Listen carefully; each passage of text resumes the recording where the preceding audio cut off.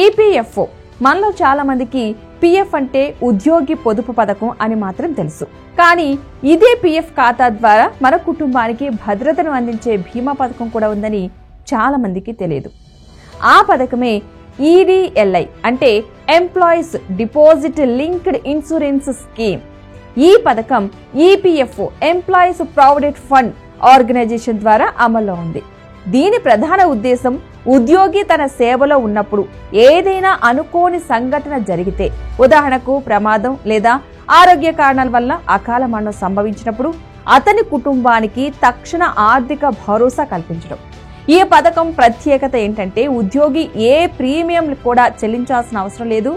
అవును, ఇది పూర్తిగా ఆటోమేటిక్ గా పిఎఫ్ ఖాతాతో అనుసంధానమై ఉంటుంది. అంటే మీరు పిఎఫ్ ఖాతా కలిగి ఉంటే ఈ బీమా రక్షణ కూడా ఆటోమేటిక్ గానే మీకు లభిస్తుంది. ఇప్పుడు ఈ పథకం ఎలా పనిచేస్తుందో వివరంగా చూసే ప్రయత్నం చేద్దాం. ఈడీఎల్ఐ పథకం కింద ఉద్యోగి పనిచేస్తున్న సమయంలో మరణిస్తే అతను కుటుంబ సభ్యులు లేదా నామినీకి బీమా మొత్తం లభిస్తుంది. ఈ బీమా మొత్తం కనీసం 2,50,000 రూపాయల నుండి గరిష్టంగా 7 లక్షల రూపాయల వరకు ఉంటుంది. బీమా మొత్తం నిర్ణయం ఉద్యోగి చివరి 12 నెలల సగటు జీతం ఆధారంగా ఉంటుంది. ఉదాహరణకు ఒక ఉద్యోగి నెలకు 15,000 రూపాయల జీతం పొందుతున్నాడని అనుకుందాం. ఇప్పుడు ఈడీఎల్ఐ ఫార్ములా ప్రకారం 15,000 × 30 అంటే 4,50,000 రూపాయల బీమా మొత్తం లభిస్తుంది. అయితే ఈ మొత్తానికి ప్రభుత్వం నిర్ణయించిన గరిష్ట పరిమితి 7 లక్షలు. కాబట్టి గరిష్టంగా అంతవరకు బీమా అందుతుంది. ఇది ఉద్యోగికి మాత్రమే కాదు, అతని కుటుంబానికి ఒక ఆర్థిక భద్రతా కవచం లాంటిది. ఉద్యోగి పనిచేస్తున్న సంస్థ ఈపీఎఫ్ చెల్లిస్తున్నంత కాలం ఈ బీమా రక్షణ కొనసాగుతుంది. కంపెనీ పిఎఫ్ కాంట్రిబ్యూషన్ లో భాగంగా చిన్న శాతం ఈడీఎల్ఐ ఫండ్ కి కేటాయిస్తుంది. కాబట్టి ఉద్యోగి ప్రత్యేకంగా ఏమీ చేయాల్సిన అవసరం లేదు. ఇప్పుడు ఒక ప్రశ్న వస్తుంది, ఈ బీమా మొత్తాన్ని ఎవరు పొందగలరు అని. ఉద్యోగి మరణించిన సందర్భంలో అతని పిఎఫ్ ఖాతాలో ఎవరిని నామినీగా పేర్కొంటారో ఆ వ్యక్తికే ఈ బీమా మొత్తం అందుతుంది. నామినీ లేకపోతే ఉద్యోగి చట్టబద్ధత వారసులు అంటే భార్య కావచ్చు, భర్త కావచ్చు, పిల్లలు లేదా తల్లిదండ్రులు ఈ మొత్తాన్ని పొందగలరు. దరఖాస్తు విధానం కూడా చాలా సులభం. ఉద్యోగి మరణించిన తర్వాత కుటుంబ సభ్యులు ఫారం 5 IF ను నింపి ఆ ఉద్యోగి పనిచేసిన సంస్థ ద్వారా ఈపీఎఫ్ఓ కార్యాలయానికి సమర్పించాల్సి ఉంటుంది.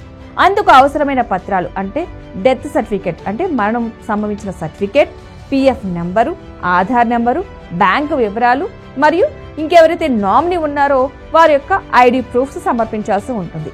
ఈపీఎఫ్ఓ అధికారులు ఈ వివరాలన్నింటినీ కూడా పరిశీలించి అర్హత నిర్ధారించిన తర్వాత బీమా మొత్తాన్ని నామినీ బ్యాంక్ ఖాతాలో జమ చేస్తారు. సాధారణంగా ఈ ప్రక్రియ 30 రోజుల పాటు అయితే పూర్తవుతుంది. ఇక ఈ పథకం ముఖ్య ఉద్దేశం ఉద్యోగి కుటుంబం ఆకస్మిక ఆర్థిక కష్టాల్లో పడకుండా చూడటం. మనం ఎంత జాగ్రత్తగా ప్లాన్ చేసుకున్నా జీవితం అనిశ్చితమే. అలాంటి సందర్భాల్లో కుటుంబానికి ఒక ఆర్థిక ఆధారం అవసరం ఉంటుంది. ఈడీఎల్ఐ పథకం అదే బాధ్యతను తీసుకుంటుంది. ఇది చాలా మంది ఉద్యోగులకు తెలియని ప్రయోజనం.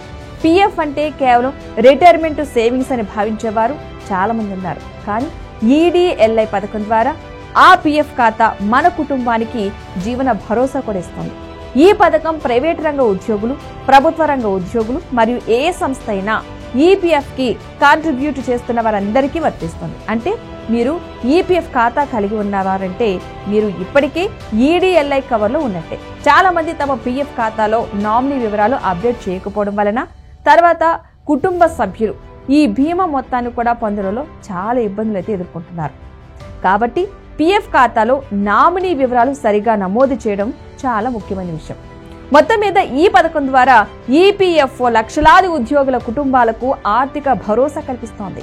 ఈ బీమా మొత్తం పెద్దగా కనిపించకపోయినా అనుకోని సమయంలో కుటుంబానికి ఒక పెద్ద మద్దతుగా నిలుస్తోంది. కాబట్టి మీరు పిఎఫ్ ఖాతాదారులైతే మీ వివరాలు, నామినీ వివరాలు మరియు ఉద్యోగ స్థితి అప్డేట్లో ఉన్నాయో లేదో ఒకసారి తప్పక తనిఖీ చేసుకోండి. మీరు చెల్లించకపోయినా ప్రభుత్వం మీకు అందిస్తున్న ఈ ఈడీఎల్ఐ రక్షణ మీ కుటుంబానికి భవిష్యత్తులో ప్రాణాధారంగా మారవచ్చు.